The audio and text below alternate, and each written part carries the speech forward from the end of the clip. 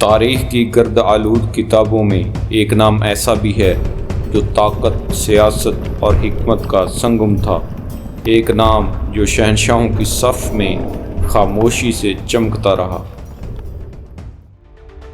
یہ وہ بادشاہ تھا جس نے ایران کی وسیع و عریض سلطنت کو نہ صرف سنبھالا بلکہ دشمنوں کے سینے میں خوف بسا دیا۔ آرٹازرکسیس یہ تھا ہخامنشی سلطنت کا وہ سورما جس کے فیصلے تخت و تاج ہلا دیا کرتے تھے اور جس کی سلطنت دریا سے صحرا تک، پہاڑوں سے محلوں تک ایک افسانہ بن گئی۔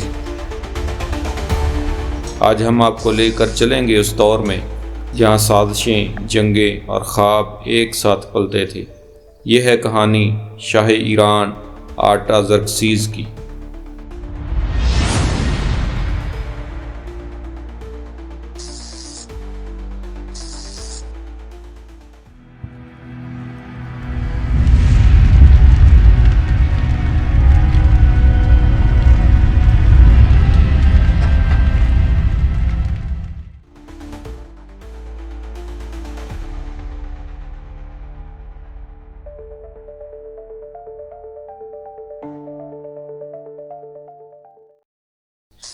خلاصہ: اردشیر اول یا اردشیر دراز دست یا ارتخشتہ اول ہخامنشی سلطنت کا شہنشاہ اور زرکسیس اول کا تیسرا بیٹا جو اپنے باپ اور بڑے بھائی دارا کے قتل کے بعد ایران کے تخت پر بیٹھا۔ اردشیر کا ایک ہاتھ دوسرے ہاتھ سے لمبا تھا اور اس کے علاوہ اس نے جو تخت نشینی سے پہلے اپنے بڑے بھائی داریوش کو اردوان کے کہنے پر قتل کروا دیا تھا، اس لیے وہ دراز دست کہلایا۔ ابتدا میں وہ ایک امیر ارتانیس یا اردوان کے زیر اثر رہا۔ جب ارتانیس اردشیر کو قتل کرنے کی ایک سازش میں مارا گیا تو ایک اور امیر میگابورس نامی کے زیر اثر آ گیا۔ اس کے عہد میں سلطنت میں بغاوتیں ہوتی رہیں۔ کتاب عزرا کے مطابق اس شاہ ایران کے دور حکومت میں بہت سے یہودی قیدیوں کو رہا کیا گیا۔ عزرا نبی ان 5000 رہا شدہ افراد کی قیادت پر مامور تھے۔ حالات زندگی: آرٹازرکسیس یا اردشیر اول 465 تا 424 قبل مسیح زرکسیس اول کے قتل کے بعد تخت نشین ہوا۔ تقریباً 1 سال تک وہ آزادانہ حکومت نہ کر سکا۔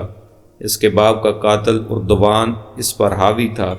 آخر کچھ کشاکش کے بعد بادشاہ کے ایک معتمد میگابورس یا میغابیز نے اسے قتل کر کے بادشاہ کو رہائی دلائی۔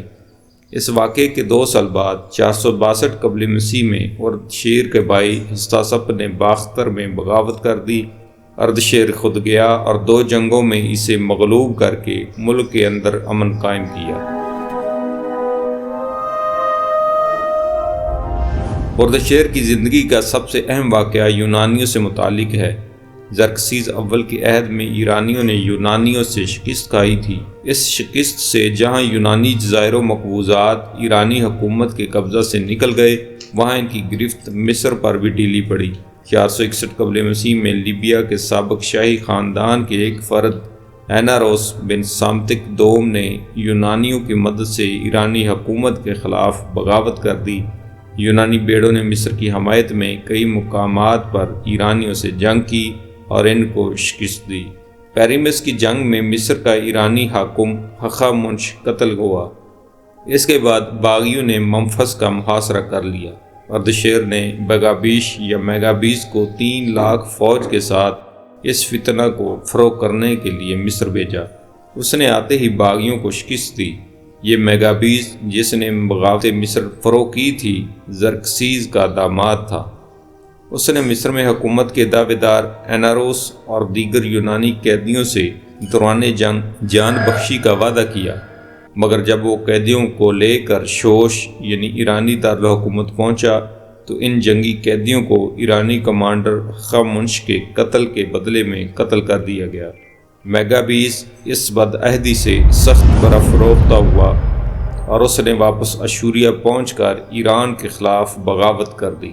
اردشیر نے یکے بعد دیگرے 2 لشکر اس کی سرکوبی کے لیے بھیجے، مگر وہ میگابیز کے مقابلے میں کامیاب نہ ہو سکے۔ آخر میگابیز کی بیوی نے، جو اردشیر کی بہن تھی، مداخلت کر کے میگابیز کی خطا سے درگزر کرایا اور میگابیز اردشیر کا دوبارہ وفادار بن گیا۔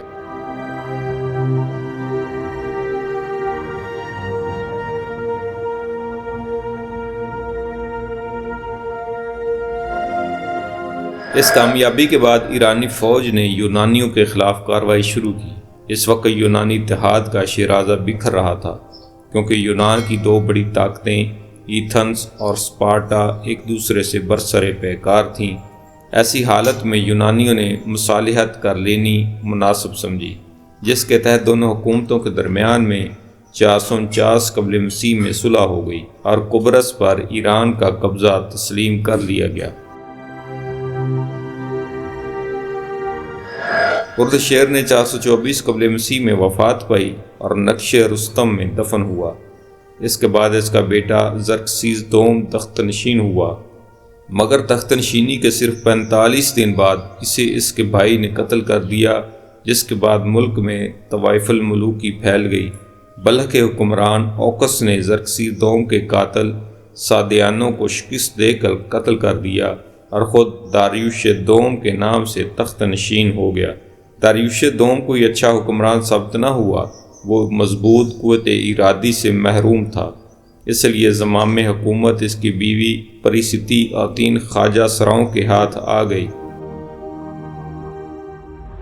داریوش دوم کے عہد میں پے در پے شورشیں بپا ہوئیں اور ان باغیوں کو یونانیوں نے امداد فراہم کی، مگر داریوش اپنے پیشروؤں کی طرح کبھی مردانگی سے یہ شورشیں فروغ نہ کر سکا، بلکہ اس نے روپے پیسے کا لالچ دے کر انہیں فروغ کرنا چاہا، جس میں وہ ناکام رہا۔ یہود سے تعلقات۔ اردشیر اول کے متعلق کہا جاتا ہے کہ وہ بہت حسین، باوقار اور رحم دل بادشاہ تھا۔ مصر کے پہلے آبشار کے نزدیک الفنٹائن کے مقام پر پیپرس دستیاب ہوئے ہیں، جو الفنٹائن پیپری کے نام سے مشہور ہیں۔ ان میں دوسری باتوں کے علاوہ اردشیر کی مذہبی پالیسیوں کے متعلق بھی کچھ حالات ہیں۔ ان کو دیکھنے سے ایسا لگتا ہے کہ وہ یہودیوں پر بہت مہربان تھا اور انہیں ہر طرح کی مذہبی آزادی دے رکھی تھی۔ یہودیوں کی مذہبی روایات سے بھی اس کی تصدیق ہوتی ہے۔ ان کی روایات میں ہے کہ اردشیر ایک یہودی نہمیہ کو بہت مانتا تھا، وہی اس کا ساقی تھا۔ اس کے عہد میں فلسطین کے چند حکام نے اس حقیقت کو واضح کرتے ہوئے کہ یہود ہمیشہ شورش پسند رہے ہیں اور اشوریوں اور کلدانیوں کے زمانے سے برابر بغاوتیں کرتے رہے ہیں، بادشاہ سے اس مضمون کا فرمان صادر کروایا کہ یہود کی مذہبی عمارات کی تعمیر روک دی جائے۔ چنانچہ اس کے فرمان پر فوری عمل کیا گیا اور تعمیر روک دی گئی۔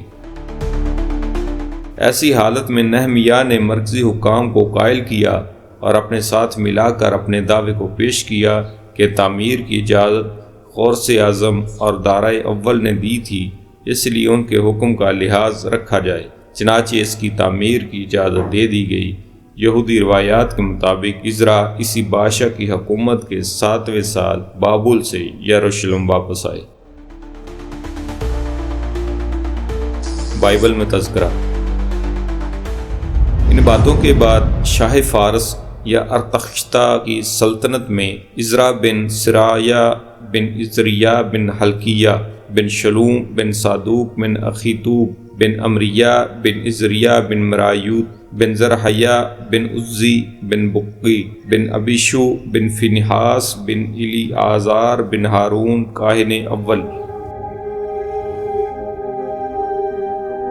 یہی عزرا بابل سے یروشلم کو گیا اور وہ موسیٰ کی شریعت میں جو خداوند خدا نے اسرائیل کو دی وہ ماہر فقیہ تھا، تو جو کچھ اس نے مانگا بادشاہ نے اس کو دیا بمطابق خداوند کے ہاتھ کے جو اس پر تھا۔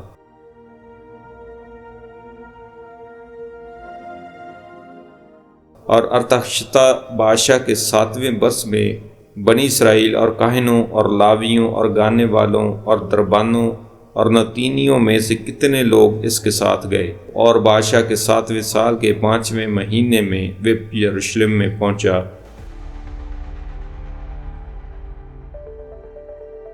کیونکہ پہلے مہینے کے پہلے دن کو وہ بابل سے روانہ ہوا اور 5ویں مہینے کے پہلے دن کو وہ یروشلم میں آ پہنچا، بمطابق خدا کے نیک ہاتھ کے جو اس پر تھا، کیونکہ عزرا نے اپنے دل کو خداوند کی شریعت کی تلاش کے لیے تیار کیا تھا تاکہ اس پر عمل کرے اور اسرائیل میں قوانین اور احکام کی تعلیم دے۔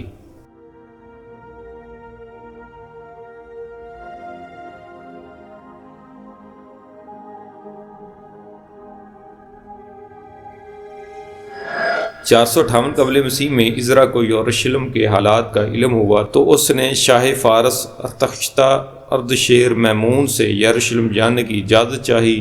بادشاہ نے بخوشی اجازت دی اور ساتھ ہی ایک فرمان لکھ دیا کہ جو کتاب عزرا باب 12 سے 7 تا 26 میں ہے۔ بادشاہ کا فرمان یوں ہے: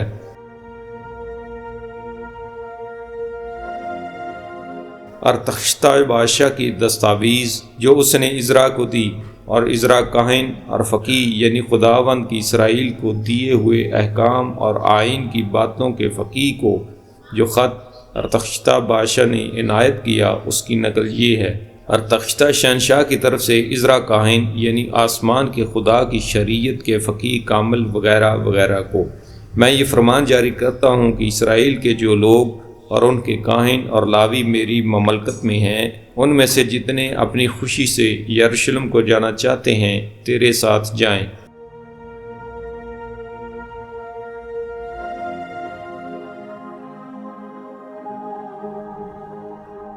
چونکہ تو بادشاہ اور اس کے ساتوں مشیروں کی طرف سے بھیجا جاتا ہے تاکہ اپنے خدا کی شریعت کے مطابق جو تیرے ہاتھ میں ہے یہودا اور یروشلم کا حال دریافت کرے، اور جو چاندی اور سونا بادشاہ اور اس کے مشیروں نے اسرائیل کے خدا کو جس کا مسکن یروشلم میں ہے اپنی خوشی سے نظر کیا ہے لے جائے، اور جس قدر سونا چاندی بابل کے سارے صوبہ سے تجھے ملے گا، اور جو خوشی کے ہدیے لوگ اور کاہن اپنے خدا کے گھر کے لیے جو یروشلم میں ہے اپنی خوشی سے دیں، ان کو ساتھ لے جائے۔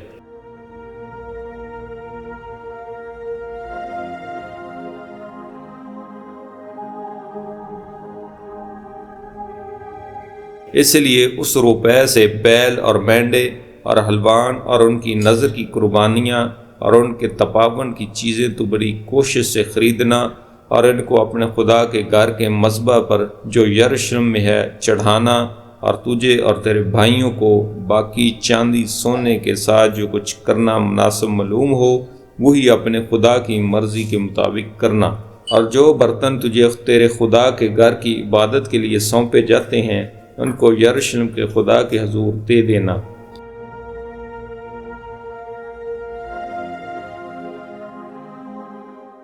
اور جو کچھ اور تیرے خدا کے گھر کے لیے ضروری ہو جو تجھے دینا پڑے اسے شاہی خزانہ سے دینا، اور میں ارتخشتہ بادشاہ خود دریا پار کر کے سب خزانچیوں کو حکم کرتا ہوں کہ جو کچھ عزرا کاہن آسمان کے خدا کی شریعت کا فقیہ تم سے چاہے وہ بلا توقف دیا جائے، یعنی 100 قنطار چاندی اور 100 کر گیہوں اور 100 بت میں اور 100 بت تیل تک اور نمک بے اندازہ، اور جو کچھ آسمان کے خدا نے حکم کیا ہے سو ٹھیک ویسا ہی آسمان کے خدا کے گھر کے لیے کیا جائے، کیونکہ بادشاہ اور شہزادوں کی مملکت پر غضب کیوں بھڑکے۔ اور تم کو ہم آگاہ کرتے ہیں کہ کاہنوں اور لاویوں اور گانے والوں اور دربانوں اور تنعیم اور خدا کے اس گھر کے خادموں میں سے کسی پر خراج، چنگی یا محصول لگانا جائز نہ ہوگا، اور اے عزرا تو اپنے خدا کی اس دانش کے مطابق جو تجھ کو عنایت ہوئی حاکموں اور قاضیوں کو مقرر کر، تاکہ دریا پار کے سب لوگوں کا جو تیرے خدا کی شریعت کو جانتے ہیں انصاف کریں، اور تم اس کو جو نہ جانتا ہو سکھاؤ، اور جو کوئی تیرے خدا کی شریعت پر اور بادشاہ کے فرمان پر عمل نہ کرے اس کو بلا توقف قانونی سزا دی جائے،